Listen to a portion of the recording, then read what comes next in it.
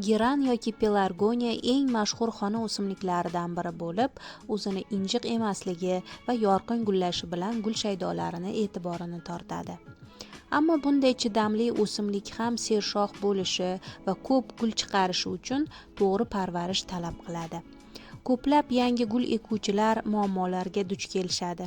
Ya'ni geran poyalarini cho'zilib o'sib ketishi, gullamasligi yoki barglarini sarg'ayishi.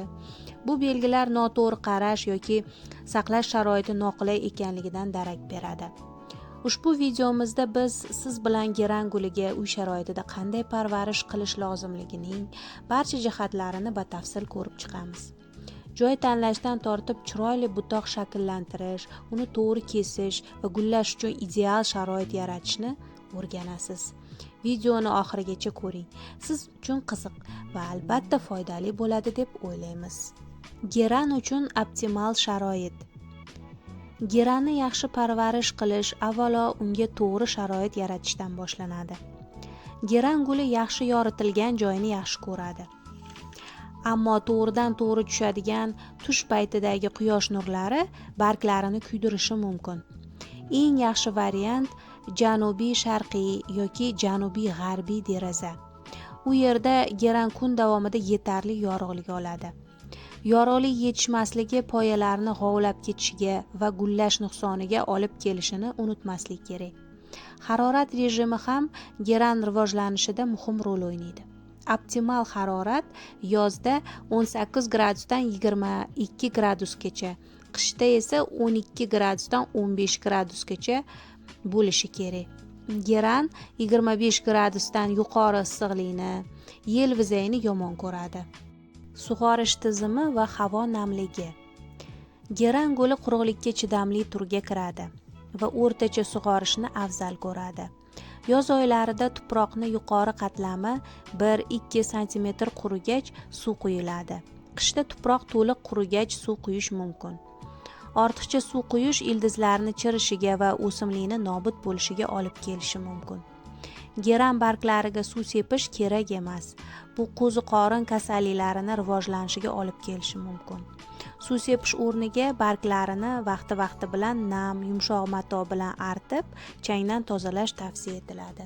Geranni o'g'itlash va tuproq tarkibi. Geranni yaxshi rivojlanishi uchun muntazam o'g'itlash kerak. Bahordan kuzgacha har 2 haftada bir marta gullovchi o'simliklar uchun mineral o'g'it beriladi. Kuzda oyda bir marta, qishda 2 oyda bir marta faqat yengil organik o'g'itlar beriladi. Dozani oshirmaslik juda muhim. Ko'p o'g'it o'simlikka zarar qiladi. Gulni tuprog'i yengil va havo yaxshi o'tkazuvchi bo'lishi kerak. Tuproq tarkibi. Tuproq, torf, biogumus, qum. Guldon tubida drenaj bo'lishi shart. Tayyor tuproq olmoqchi bo'lsangiz, sukulentlar yoki geran uchun maxsus tuproq olish kerak bo'ladi. Geran buta shoxlarini chiroyli shakllantirish. Kesish va barg poya uchlarini chimdish geranni dekorativ butasini shakllantirishda asosiy usullardir. Birinchi kesish obreska dam olish davridan keyin odatda fevral oxiri mart boshida qilinadi.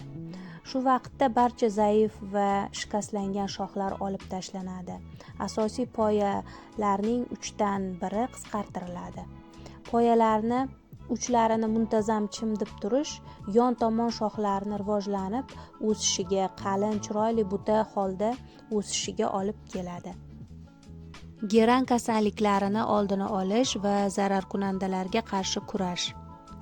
Geran kasallanmasligi uchun bir necha oddiy qoidalarga rioya qilish kerak. Birinchi qoida o'simlikni doimiy ravishda tekshirib turish. Ayniqsa barglarni orqa tomoniga e'tiborli bo'lish. Chunki ko'pincha zararkunandalar shu yerda paydo bo'ladi.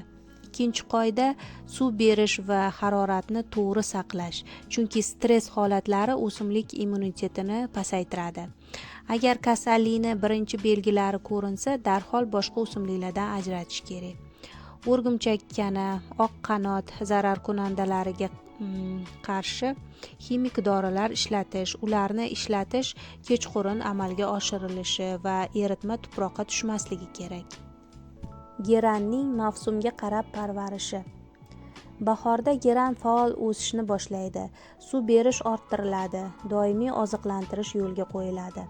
Shu paytda birinchi obreska va kerak bo'lsa ko'chirish amalga oshiriladi. Harorat 18 dan 20 gradusgacha bo'lishi kerak. Yozda geranni tushlik paytida to'g'ri quyosh nuridan himoya qilinadi. Suv berish ko'payadi, lekin orttirib yubormaslik muhim. Kuzda suv va o'g'itlar kamaytiriladi. O'simlikni dam olish davriga tayyorlash kerak. Qishda geran 12 gradusdan 15 gradusgacha bo'lgan haroratda saqlanadi. Suv deyarli berilmaydi. Geranni muvaffaqiyatli parvarish qilish bu bir necha omillarning yig'indisi. Ya'ni to'g'ri sharoit, suv berish va oziqlantirish rejimi, muntazam kesish, kasalliklar profilaktikasi. Shu tavsiyalarga amal qilsangiz, geraningiz lyuks ko'rinishdagi, doim gullab turadigan xona o'simligiga aylanadi.